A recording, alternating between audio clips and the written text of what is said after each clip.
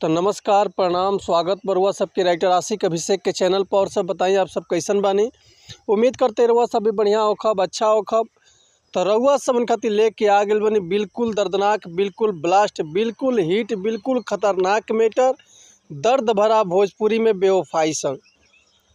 प्रेमी प्रेमिका के ब्रेकअप संग लेके आ गए बनी बिल्कुल दर्दनाक, बिल्कुल ब्लास्ट बा।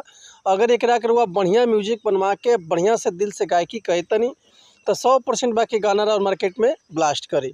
इससे पहले रुआ से कहल चाहब कि अगर रुआ गायकी में इंटरेस्ट बा, गायकी में कदम रखले बानी, गायकी रुआ के पसंद बा और रुआ के बढ़िया बढ़िया मैटर नहीं मिलत, बढ़िया से गायकी नहीं कर पाओत, बढ़िया से म्यूजिक नहीं मिल पाओत, बढ़िया से तुकबंदी नहीं मिल पाओत, बढ़िया से गाना नहीं मिल पाओत, तो अगर हमारा चैनल पर रुआ आ गए तो रुआ सबके निराश भइला के जरूरत नहीं है। काहे से कि रुआ सब खातिर हम हर एक प्रकार के सॉन्ग लिखिले, हिंदी होके चाहे भोजपुरी होके, चाहे रुआ कोनो भी ट्रैक पर भोजपुरी गाना लिखवा सकिले। ऑर्केस्ट्रा सॉन्ग, लव सॉन्ग, बेवफाई सॉन्ग, पूर्वी, निर्गुण भजन, लोकगीत, लयदारी, रंगदारी, जातिवाद सॉन्ग, चाहे भक्ति भजन, चाहे भोला भजन, चाहे कांवर स्पेशल सॉन्ग, चाहे विवाह गीत, चाहे विदाई गीत, चाहे रुआ अपने मनपसंद के कोनो भी गाना लिखवा सकिले, वो बिल्कुल उचित चार्ज पर। तो ऐसे कहल चाहब कि रुआ अगर हमारे चैनल पर नया बनी, चैनल पर पहला बार बनी तो चैनल के लाइक कर दी, सब्सक्राइब कर दी और बेल आइकन प्रेस कर दी ताकि कोनो वीडियो अपलोड करी तो सबसे पहले नोटिफिकेशन रुआ सबन के मिले। अगर वह सबके वीडियो अच्छा लगा तो देखो प्यारा सा कमेंट कर दी। चलिए देर ना करते आज के मैटर देखा जाए कैसे बा, काय कर लय बा, काय कर धुन बा, तो वह सब हम गा के बताओ तो नहीं। उम्मीद करते वह सबके बेहद पसंद आई। तो चलिए देखिए गाना कैसे बा।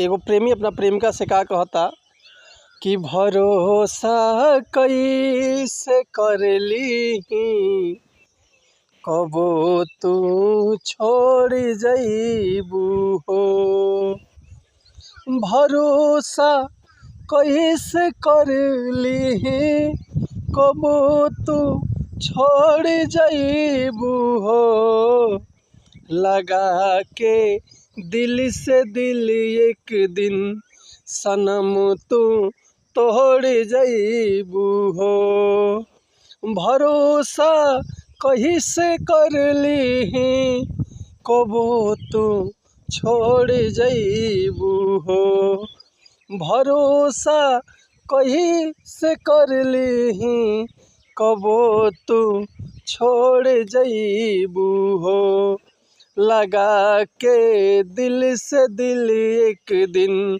सनम तू तोड़ जईबू हो, लगा के दिल से दिल एक दिन सनम तू तोड़ जईबू हो। तो उम्मीद करते हैं मैटर हुआ सबके बेहद पसंद आयल हुई।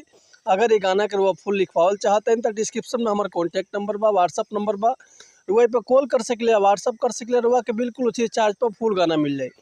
एक और बात रुआ सबसे कहल चाहब कि अगर हमारे गाँव में कोनो मिस्टेक होता तो भी क्षमा चाहता नहीं, ऐसे कि हम गायक ना ही रुआ सब के खाली बता सकिले, समझा सकिले। ये रुआ ऊपर डिपेंड करता हुआ जितना बढ़िया से गायकी करब उतना बढ़िया से गाना और मार्केट में ब्लास्ट करी। तो चलिए मिलते नेक्स्ट वीडियो में कुछ नया गाना, कुछ नया धुन, कुछ नया कंपोजिशन लेके। तब तक ले रुआ सबसे अनुमति चाहतनी। अगर वह कोनो भी तरह के म्यूजिक बनवाओ चाहते हैं तो बेहिचक कॉल या व्हाट्सअप कर सकतनी। हमारा कॉन्टैक्ट नंबर बा 8178244875 और व्हाट्सअप के नंबर बा है 8178244875।